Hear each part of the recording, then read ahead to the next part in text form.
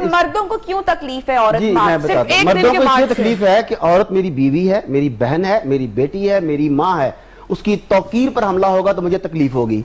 मैं इन्हें बताना चाहता हूं कि जिस आजादी निस्वा की ये बात करती हैं वो कैद निस्वा है, वो इज्जत निस्वा नहीं जिल्लत निस्वा है, वो इफ़्फ़त निस्वा नहीं नंगे निस्वा है, वो कमाल निस्वा नहीं जवाल निस्वा है, जमाल निस्वा नहीं तबाही निस्वा है, और हयात निस्वा नहीं मर्गे निस्वा है।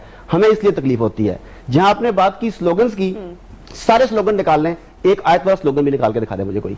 स्लोगन्स तैयार हुए थे, सोचना होगा कि स्लोगन्स कहां तैयार हुए, ऑर्गेनाइजर्स कौन थे, एजेंडा कौन था, फंडिंग कहां से हुई। जब तैयारी हुई इस्लामाबाद में ट्रेनिंग सेशन मुनक्कद हुए तो उसमें कोई एक प्ले कार्ड ऐसा हो जिसपे कोई आयत लिखी हो, सूरत निसा की कोई आयत लिखी हो, कोई एक हदीस, कोई एक प्ले कार्ड तो होना चाहिए ना।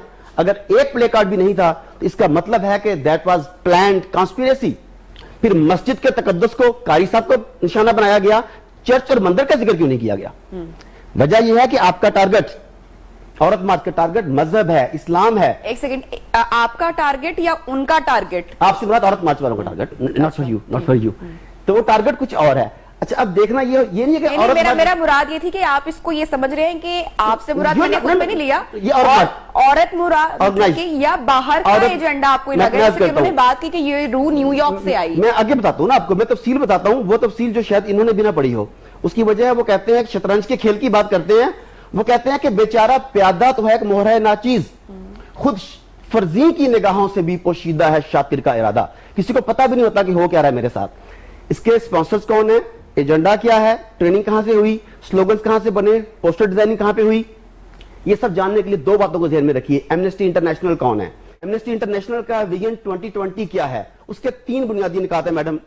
नंबर 1, इसकाते हमल, इसे कानूनी तहफ़्फ़ुज़ दिया जाए और इसे प्रमोट किया जाए।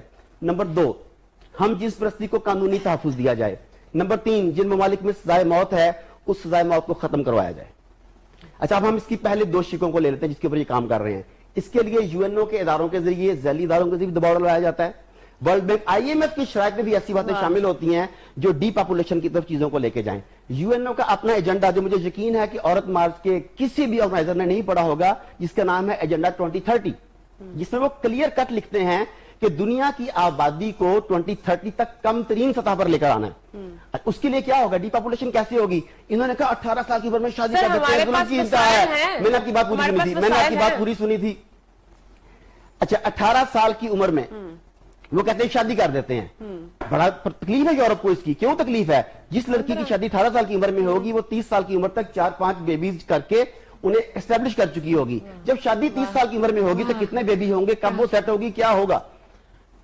अच्छा ये सारा के साथ उसी लिए है। बच्चे 2 ही अच्छे, बात स्लोगन है इन लोगों का। क्या स्लोगन है मुझे बताइए? हम जितने लोग यहाँ बैठे हैं, अगर बच्चे 2 ही होते तो क्या मैं और आप होते? मुझे नहीं पता, मैं तो ना होता। बहरहाल ये सारा कुछ जिस तरफ लेके जा रहे हैं सोसाइटी को, जिस मुनज्जम अंदाज में लेके जा रहे हैं, जो स्लोगन इस्तेमाल किए जा रहे हैं, रिश्तों की तौकीर खत्म की जा रही है, मोहब्बत खत्म की जा रही है, दीन से नफरत पैदा की जा रही है, उसमें कारी साहब का नाम लिया जा रहा है, उसमें मस्जिद का नाम लिया जा रहा है, नौजुबिल्लाह रसूल पाक सल्लल्लाहु अलैहि वसल्लम की अज़वाज का नाम लिया जा रहा है। बात करेंगे, एक छोटी ब्रेक पर जा